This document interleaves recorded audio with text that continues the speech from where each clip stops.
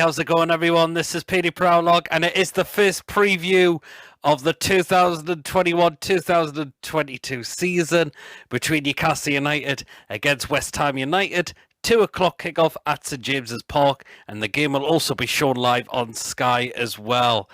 So, the first game for Newcastle in the 2021-2022 season. So we are taking on West Ham United, and it is at home. It's not going to be a very easy game, I must say. West Ham really improved under David Moyes. They managed to make some signings to their side as well, and it's going to be a very interesting game. It just really is indeed. We did the double over them last season, so West Ham will be looking to get a bit of revenge after us doing that to them last season. But I am so looking forward to getting back to that ground, getting in my seat and watching the game for 90 minutes. The only thing I'm really not looking forward to is the Brucey style of football, which a lot of fans are dreading when we go back into that ground tomorrow. They are really not looking forward to that at all. They're just really not. They don't trust this manager. Well, simply I don't as well. His press conferences get embarrassing every week. And yeah, but the fans will be looking to get back because it's been such a long time of not being able to go to the games because of COVID.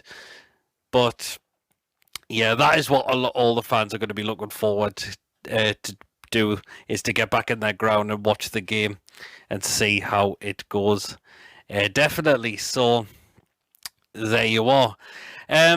In terms of injury news, players unavailable. Well, unfortunately, Joe Willock was not registered in time, so he won't make the game tomorrow, I'm afraid. So that is a bit of a downer. How we could have done with him tomorrow would just been an absolute boost for us. But never mind. But he will be available for the game against Aston Villa next week. Dubravka is still out with an injury, and so is Paul Dummett as well. And also Caldolo is still recovering from the effects of having COVID. So that must have been very scary for him, because we all know what this virus has been doing. And unfortunately, he was hospitalised with it. But we're glad he's starting to get recovering.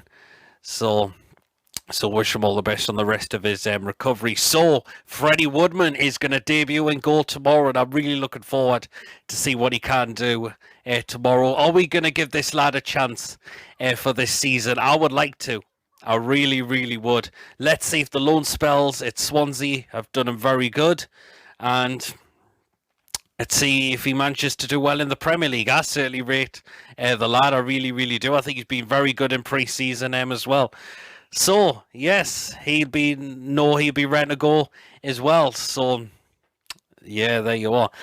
So, the players picked out, we need to watch out from that West Ham side. So, and I have picked quite a few of them, I must say, because these can cause really problems when West Ham like to really attack forward. So these are the ones that I've picked out. Start off with this man, Mikel Antonio. He can score goals.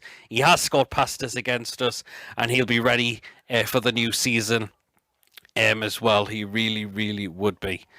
Next player I've picked out, and that is Gerard Bowen. He has been decent there for West Ham as well, and again he'll be ready to go for the new season as well. So our defenders know they will have to make sure they will have to stop him from coming forward and causing a threat for West Ham. Next one I've picked out, and that is Pablo Fornells. Very good attacking midfielder as well. So again, our defence got to make sure we do stop the closing down as well, to stop West Ham again from coming forward. Another one I have picked out, and that's Said Benrahma. I think he's now going to get a lot of game time at West Ham as well, since it doesn't look like West Ham are going to get Jesse Lingard back into their side. So he's going to be given a lot more opportunities. He really is. He's a very decent player, Benrahma. So again, it'll be interesting to see if hopefully and we can cope with him tomorrow as well. And the last one I've picked out, and that is Declan Rice as well. You see what he done in the Euros a lot of the time for England. So again, thought he was going to be on his way to Chelsea by the look of it, but from what I've heard, it looks like that's not going to happen, or it's completely miles away from happening so far at this moment of time. And he will be looking to pick out passes, and he'll be wanting to stop us from getting forward as well. So here you are. So them are the players I've picked out. We have to watch out for from that West Ham side. So yeah, because West Ham, they are in Europe for a reason. As well, and they're going to be really, really up for it for tomorrow as well, definitely.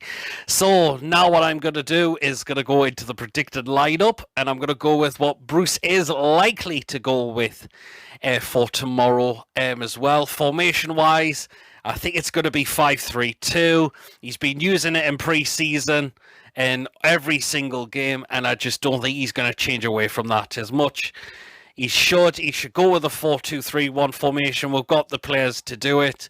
But obviously, it's Steve Bruce, isn't it? There you go. So, and he is going with that formation for a reason. So, that is one I'm going to go with as well. So, here we are then. Predicted lineup. Start off in goal, Freddie Woodman. Really looking forward to see what he can do. He's done very well in pre-season, as I mentioned.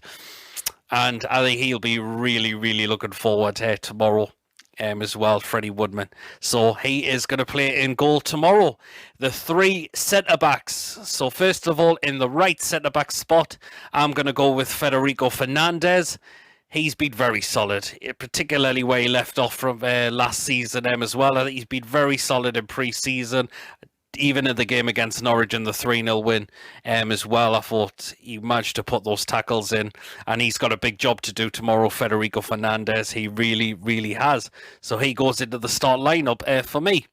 Middle of the centre-back, the captain, Jamal Lascelles. Hopefully he's fully fit and ready to go. Hasn't been up to his best lately, I must say, but obviously Bruce is going to put him in that start lineup if he is 100% fit, because he is the captain.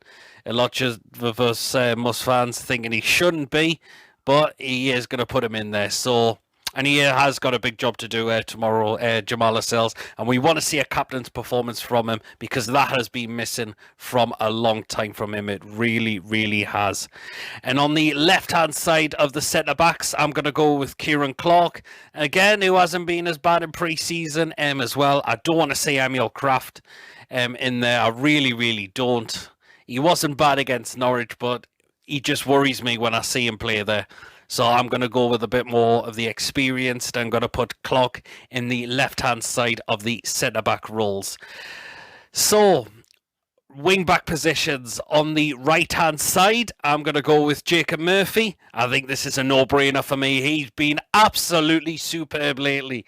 From pre-season to last season as well. He has been, what an improvement he has been at this football club. He really, really has. And he goes in that start lineup for me. No doubt about that. Signed a new long deal contract, which I'm absolutely delighted. And hopefully he earns that contract with a really good performance tomorrow from Jacob Murphy. So he goes in that right wing back spot for me. The left wing back spot, I'm going to go with Matt Ritchie. And again, the same.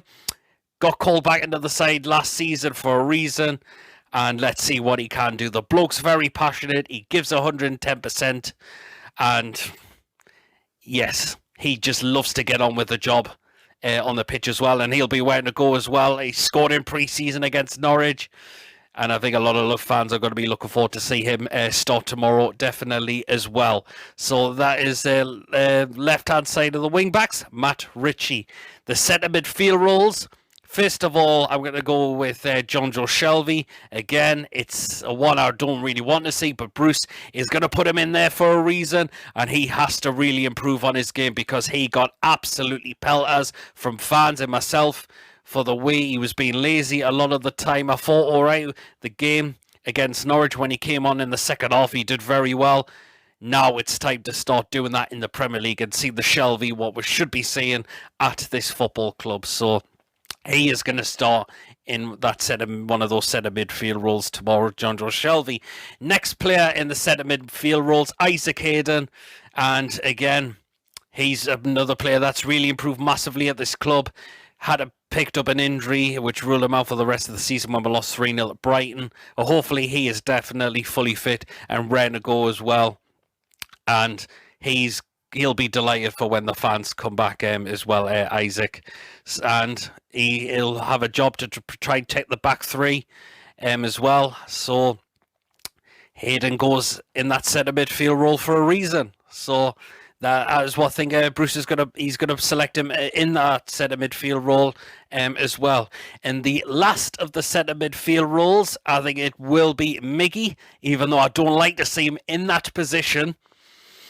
And it just does not suit him. But Bruce, to me, is probably going to put him in there for a reason, because the only other choice you've probably got is Jeff Hendrick, who I do not want to see at all. You have got Sean Longstaff, but again, fans thing, and they don't think he's really that good enough anymore, and he has been linked away with a move to Everton.